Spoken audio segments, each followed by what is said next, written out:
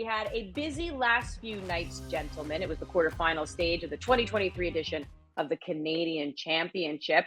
For the earliest time that we've seen in this tournament, CF Montreal and Toronto FC meet. They typically meet in the latter stages, whether it be in the semifinals or in the final, but they meet in the quarters, and CF Montreal dispatches Toronto FC. So the all-time winningest team in the Canadian Championship, they are gone, the earliest they've ever exited this tournament. We also saw Forge as well taking on Atletico Ottawa. That was in the other quarterfinal stage. And then TSS Rovers, a Cinderella story, taking on Pacific. Pacific moves on, Forge moves on, and then in the earlier edition, we saw the reigning champions, Vancouver Whitecaps, take care of business against York United. So let's kind of relive some of those games right now, and in particular, Toronto FC. It was a disappointing performance on Tuesday. They go down 2-0 before Lorenzo Insigne gets one back. All those goals coming in the first half, by the way. Too little, too late. Gareth, you know, when things are not going well for a team, and it's not just in this tournament, clearly it's in MLS action as well, I feel like fingers can point in multiple directions. But if we maybe try to narrow it down a little bit, I mean, who's to blame for the situation that TFC is in? I don't think I have enough fingers right now. where do you point? It's a tough one because I just don't think it's one thing. But for me, even if you're down a couple key players, Michael Bradley, Jonathan Osorio, Matt Hedges stand out most prominently for the game against Montreal. You can't lose that game. And the way that they did was even that much more worrying. Coming off what was a lifeless performance against a very good New England side, by the way, on the weekend. Just 2 wins on the season. These goals are absolute gifts. Come from just lack of focus, lack of desire. That's problematic for Toronto FC. When you watch them play, I struggle to figure out what system they are trying to play to maximize, to get the most out of the talent that's available. It seems all a little bit thrown together for me. And these are moves have been made since Bob Bradley took over this program to make this team almost an instant contender. Typically when teams try to rebuild, they try to get the core of the group together first, and then they bring in the crown jewel. Well, they kind of did this a little bit backwards, bringing in Insigne and Bernardeschi. And now I think they forced the issue, bringing in older players who they thought that they can trust, who they thought can make this team competitive relatively quickly, but it doesn't work that way. So a lot of money's being spent on Sean Johnson, a lot of money on Matt Hedges. Rosted is a big salary for what he is. They gave up a lot to bring in Mark Anthony Kaye. That trade hasn't really worked out. They have about 7 different strikers. Not one of them really kind of provides the overall answer. This team's invested to win now, and just for them to be so far off the mark, it's absolutely worrying. Bob Bradley's going to take criticism. 50 games in charge now, 14 wins, 13 draws. 23 losses. That's subpar, nowhere near what's to be expected. But whether his team is playing proper football and playing to an identity, I'm not quite sure about that. But I think there's imbalance in the squad too. It's top heavy. A lot of players will make you a lot of money. How do you get the most out of Bernardeschi and Insigne? You need runners. You need players that can fit around them. And for me, there's just not enough players to dig in and defend in this team. And there's not enough speed going forward in attack to take advantage of their playmaking ability. So from squad composition to coaching to the players, their accountability as well, there's a lot of blame to go around here. And that's the problem. It's not as if you can wave a magic wand and everything will be fixed, because I think it's multiple things, Andy, which make it that much more complicated.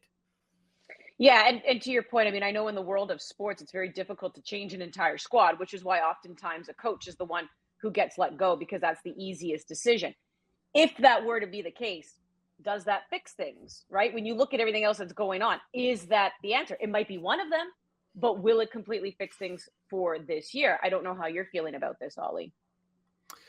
Yeah, I thought it was one of the worst nights for the club in what has not been a great few years, to be honest with you. It was right up there when you look at the on and off pitch, obviously with the fight between the fans before the game, the incident with Mark Anthony Kaye with a megaphone thrown on the pitch after the game, and then obviously the performance on the pitch as well. And I'll focus on that.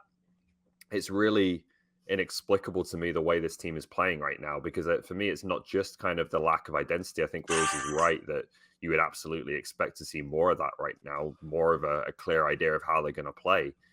But I think it also goes beyond that. Like there are moments almost every game with this team where they concede a goal, or there's a certain situation where like you're just looking at it and it's like the players aren't dialed into the game they're playing. Like there's this like bizarre lack of, I don't know what it is. Is it concentration? Is it effort? Where everyone just kind of goes to sleep, and you're not sure why it's happening with a team that has been built around experienced professionals.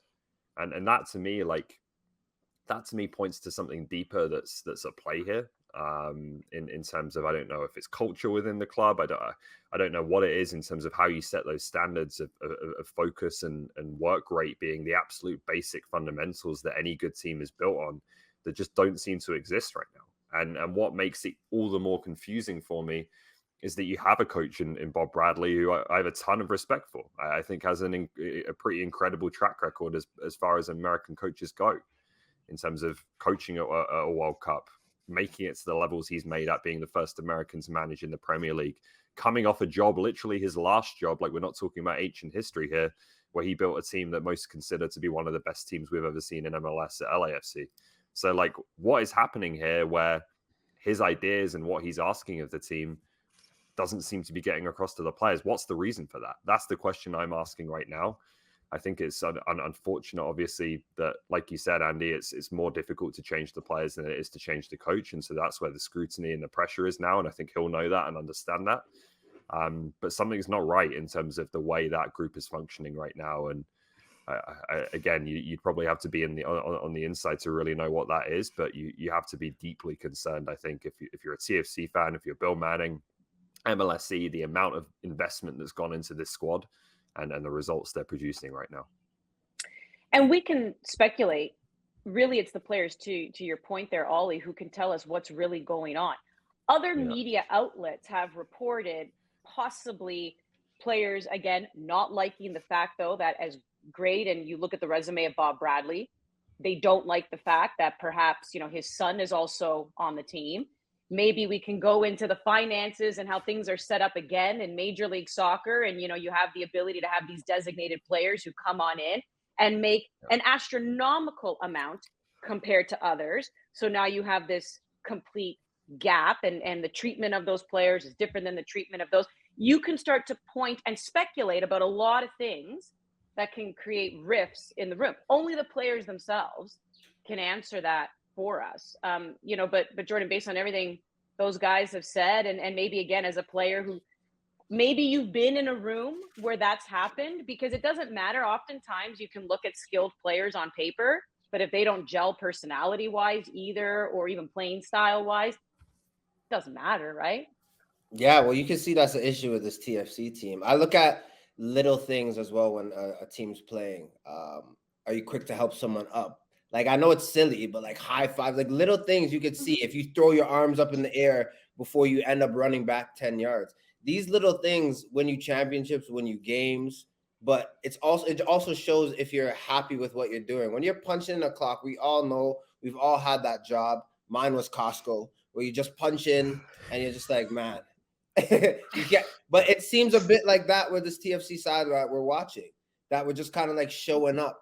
And where's the heart? Where's the desire? Where's that need to play for the badge? I'd love to play for TFC. I think I'm decent enough really right now to maybe go and do it. But at least you come with energy and heart. And I'm not seeing that with guys. And that's why I always judge a team on. Tactics is another thing. I don't think that's really translating what Bob Bradley would want to do with the squad. But who's to blame? I think there needs to be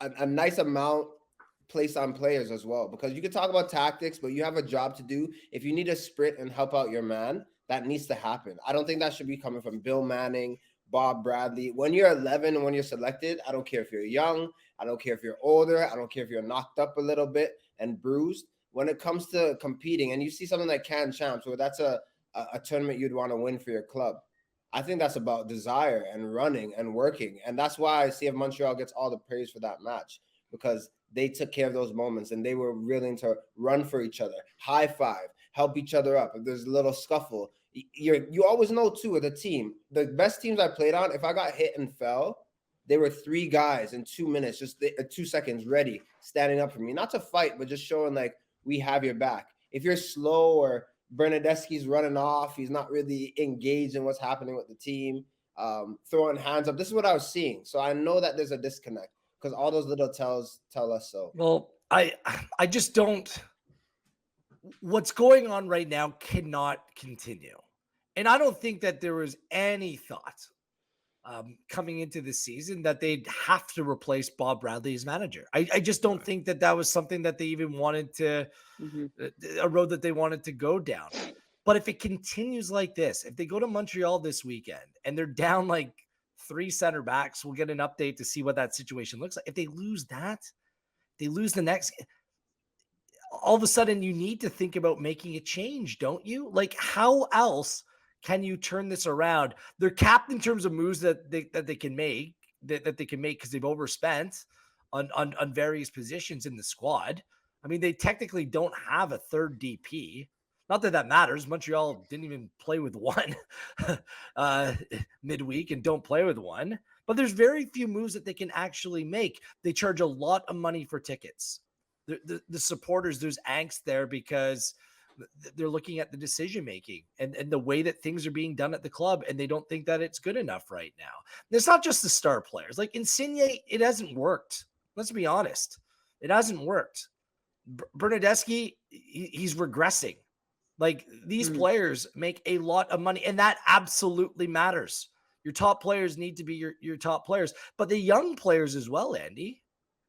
The Ali Curtis a few years ago, and yeah, it was Ali Curtis, said he thought that TFC had the best academy in North America. Where's these young players ready and focused to come in and make a difference? Like it's just not happening at all levels. And that's the problem here. It's not just one or two things. It's across the board. It's not good enough, despite this team having some very good players and some good talent. So they're in a hole right now. Difficult spot. Really, it's the investment in the youth as well. We talked about Schappelberg being traded away. I mean, Jaden Nelson gone as well. Ralph Prizo gone as well. Jaquil Marshall-Ruddy not really getting a lot of playing time. I think, at least for myself, I kind of raised an eyebrow a little bit, when, John Herdman had said it was really important to call Ayo Akinola into the men's camp, the last men's camp that they had, because he also wanted to show that Canada didn't give up on him, but he had also said he felt like Ayo was having a really tough time, not feeling appreciated at his club. So you're sitting there going, what is going on here? But you know what, Jordan, you are so right about just watching those little things. In my very illustrious career, I played on a team and I did not get along with one teammate. It's so funny you should say this. We just really didn't get along. And I remember one time she got elbowed in the head going up for a header. By the way, didn't we just see a blood match in a header where Didic and McMillan went up for one in that Pacific TSS Rovers game? She went down. I was standing right there. I didn't put my hand out to help her up, Jordo. I didn't put my hand out. My question is quickly, do you feel bad about it now, years later? I mean, you still would have done the same thing. You have no heart. You're heartless. If I don't like you, I don't like you. No, but those are little things that matter. It's so funny because sometimes it's a conscious effort to just be like, sometimes it's subconscious. And that's where maybe, they're not gelling. But I do want to say this, Ollie. CF Montreal, they are clearly buying what Hernan Losada is selling. This was a team that did not get off to a good start. And this is a team that's now gone 5 unbeaten in all competitions. Because as much as we can say Toronto FC, mistake, it still takes the team in Montreal to know how to take advantage and exploit that and turn those into goals. Yeah, a big contrast for sure. And, it could have gone 2 ways, right? Like we saw it with Chris Armas in Toronto. It could have been that you get thrashed by Vancouver. The starts of the season's been dreadful. Players lose belief in down tools and the manager's in real trouble. And clearly the opposite has happened. And you could see the difference, like just standing between the 2 benches on the night. Like that is an animated Montreal bench. It's passionate. They celebrate goals. Everyone's off the bench, a lot like Canada when we see the men's national team. They're constantly engaging the players. It was a real contrast from a very quiet TFC bench. And you can see that Hernan Losada is a very, outwardly passionate, enthusiastic manager. And I think the players, after a really difficult start with that Montreal team, they've continued to fight for him. I think they want it to work out. They want him to succeed. They're buying into what he's trying to do, which I do think is a big change from what Wilfred Nancy was coaching with them, and that adjustment took some time. But the effort level, the togetherness, the buy-in, seems to be there with that CF Montreal team. I still think we need to, be realistic about where they are. They're on a fantastic run right now. I don't think they're, a top team in MLS yet. They've gone from very bad to decent, I would say, and there's still plenty of runway in front of them. But it's been a huge turnaround, and I think it does come down to really just the togetherness of that team and the willingness to fight through that we're not seeing in contrast in much of in Toronto right now. 3 straight years now in the Canadian Championship, Forge FC and CF Montreal are going to meet. The previous 2 going Montreal's way. One was in that epic shootout where everyone scored, and poor Tristan Henry got up there. The goalkeepers got involved, and he couldn't get it done. And then last year, Montreal goes on to beat them 3-0. So we wonder, third time's the charm for Forge. Just want to say about this Montreal team, like, good on them. Like, I think that they're getting things right at the club. I don't think that this is anywhere near a finished article. The average age of the starting 11 was 22 for that game on Wednesday night. But they're doing things well. They're getting their managers right. Nancy, Losada, like, these are 2 very good managers that I think are showing they can maximize what they have and the limitations that the squad does have, and they're recruiting well from within Major League Soccer as well as the Canadian Premier League. Like Jonathan Sirois, Sean Rea, Joel Waterman, they're using the pathways provided in this country. They're using their academy and sending players on loan, and I think they're doing a lot of right things, which they deserve a lot of credit for. But you just have to wonder, like, where it caps out if you don't spend on top players to join this group. Kyoto, top player. Wanyama was a top player. But who else? Are they willing to take that next step? And that's what I want to see. I just think back to the CanChamp games between TFC and Montreal, some epic ones like 5, 6, 7 years ago. The game on Wednesday night was so far off it. Like, the quality just wasn't there. So, yes, good on advancing. You were the better team on the night, but there's still a lot of work to do in Montreal.